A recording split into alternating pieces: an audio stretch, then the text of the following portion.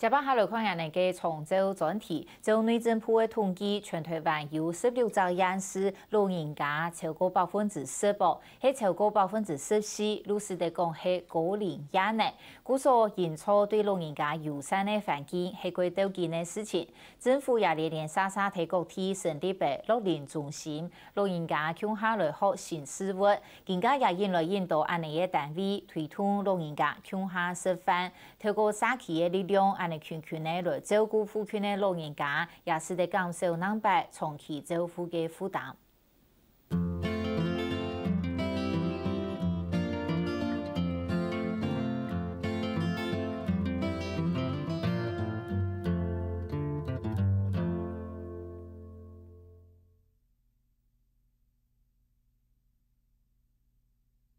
出保利呀，出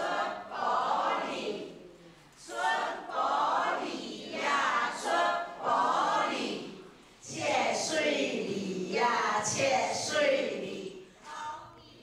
阿公阿婆歡喜嘅匆匆跳跳，以象徵都會休生嘅時節。亦喺苗栗新田村1禮拜1日的空間促進活動，大家始終鄉下行起飲茶、打嘴鼓、做運動，動作很準備嘅同澎湃嘅料理，幫老人家打調戲。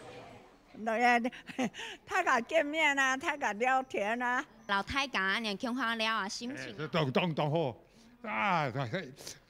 很開朗啊！一三年丟卡，本身天氣中水木啊，冇乜意思咩？哎呀，黑到好高啊！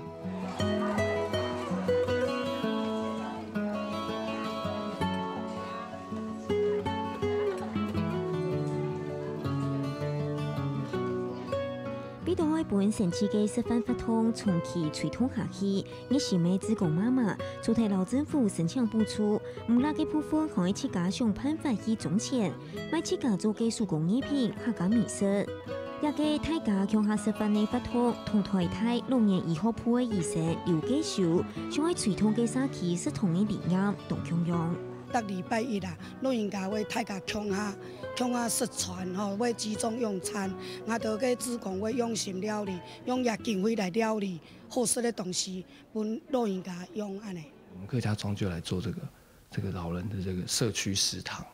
哦，不要小看一起吃飯這件事情，對。我覺得這個有很多很有趣的這個健康維護的功能在裡面。如果說他出來跟老朋友都在講以前的事情咩吼，講以下的事情咩吼，其實給對佢嘅失智啊吼的這個預防，或者是說其他的這個社會功能的恢復，其實都有很大的幫助。劉繼秀講嘅社區食堂，其實就係想要透過社區嘅力量，達成隔壁鄰舍相互照顧幫忙嘅目標。台灣基建進入高齡化社會，用嚟幫老人家生活的空間，減少未來長期照顧的負擔，就當重要。政府陸續喺各地成立樂齡中心、關懷據點，幫老人家接觸人群，學新的東西。唔過就讓老人家唔想行出去。我覺得樂齡中心是個很好的概念，但是麻煩是第一個很拉嘛，你必須要承認是說，很大部分呢老人家沒有去參加樂齡的這個中心，你要把他們拉出來也很困難。但是要經過鼓勵或者經過一個風氣的營造是可以做到的。所以地方政府其實很簡單，就是只要能夠補助這些社工，從幾個小的其他社區開始做起。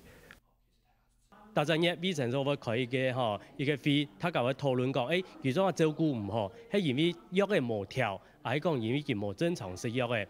所以佢搞佢運動，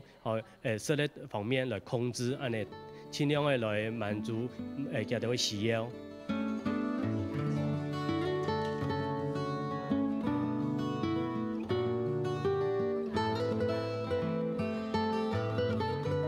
照統計，全台65歲以上嘅老人家有248萬人，佔總人口大概11%，已經進入高齡化社會。15年過後，老人家還有漸漸嘅500萬人嘅，故所聽錯日日打錯友善老人家嘅社會環境。對中央到地方，政府統籌結合民間的資源，建立完善的醫療、居家照顧、社區照應一條系統，爭做地實現打造出更合適老人家生活環境的目標。